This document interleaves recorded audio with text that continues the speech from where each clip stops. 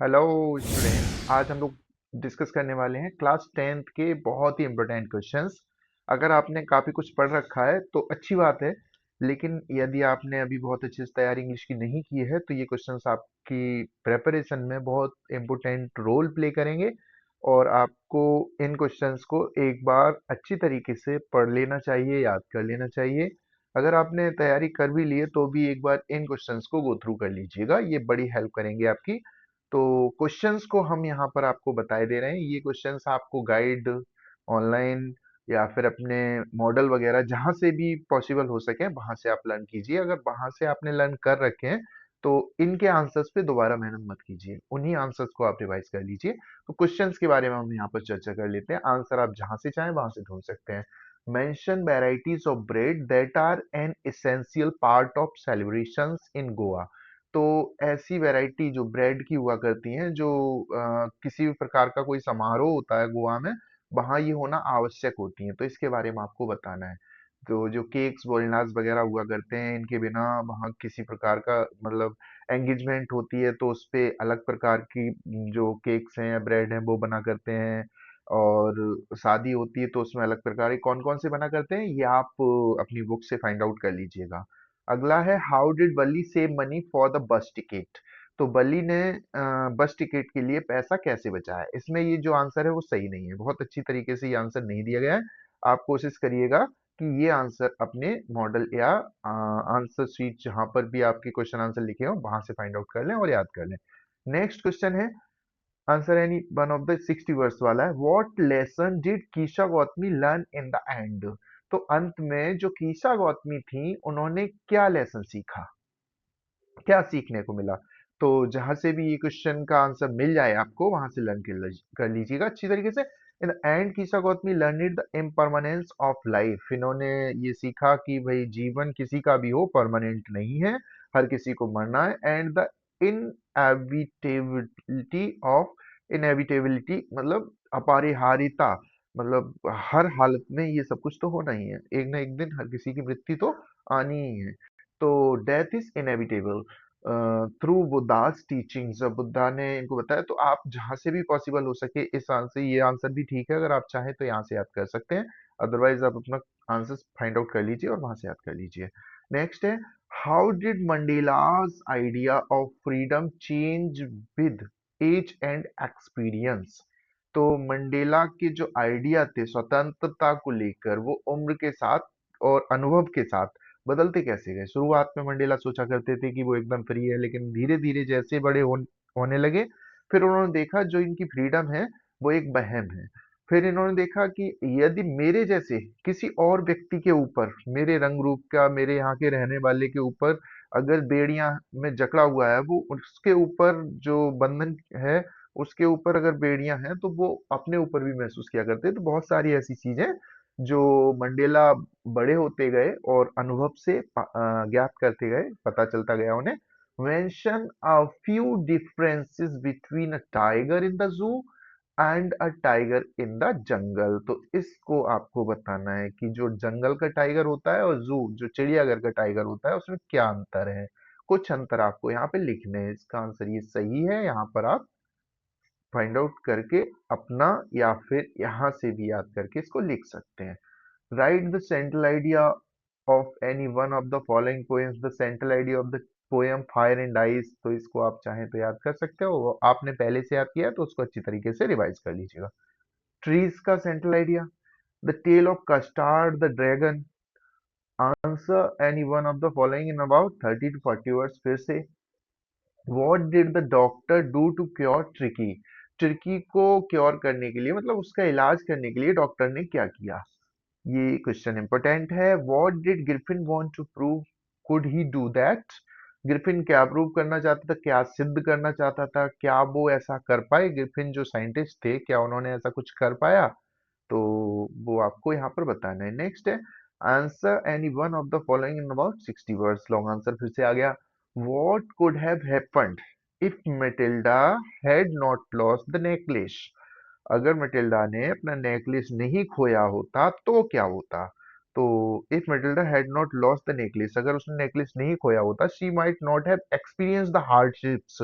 तो उसने इतनी कठिनाइयां नहीं झेली होती एंड सेक्रीफाइसेस बलिदानों को नहीं फेस किया होता दैट फॉलोड जो उसके जीवन में आए, the loss became a catalyst for her to replace the necklace without revealing the truth, driving her into a life of poverty and struggles. क्या क्या नहीं झेला उन्होंने, गरीबी, है ना, ये सारा कुछ जो है, संघर्ष और वो सब कुछ जो कुछ भी रहा उनके जीवन में वो केवल नेकलेस के खोने से ही रहा। अगर उन्होंने वो नेकलेस ना लिया होता या फिर वो ना खोया होता तो उनका जीवन एकदम अलग होता।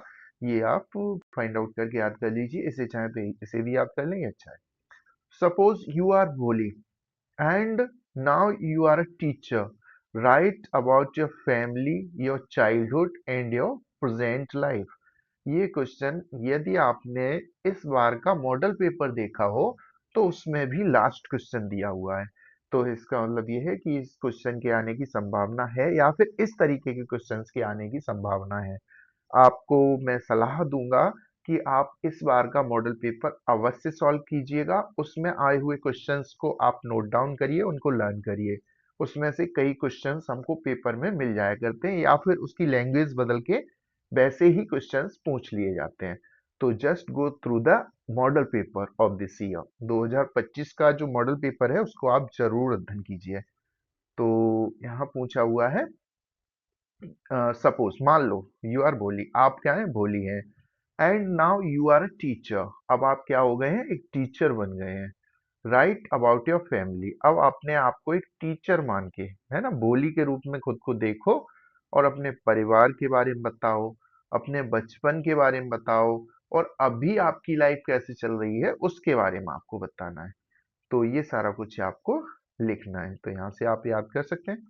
नेक्स्ट है give a character sketch of Griffin, Hindi English दोनों में दे रखा है तो इसे बताने की कोई आवश्यकता है नहीं, आप चाहें तो यहाँ से याद कर सकते हैं।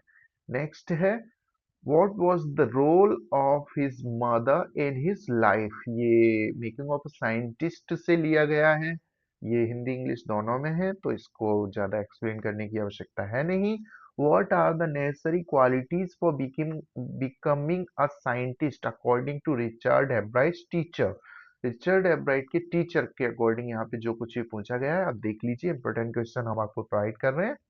नेक्स्ट है what are the elders in Goa nostalgic about, तो जो गोवा के एल्डर्स थे, मतलब बड़े लोग, बुजुर्ग लोग, वो किस चीज के बारे में बड़े चाव के साथ याद किया करते हैं, मतलब पुरानी यादों, किस चीज की पुरानी जो सोच है या यादें हैं उसमें डूबे रहते हैं।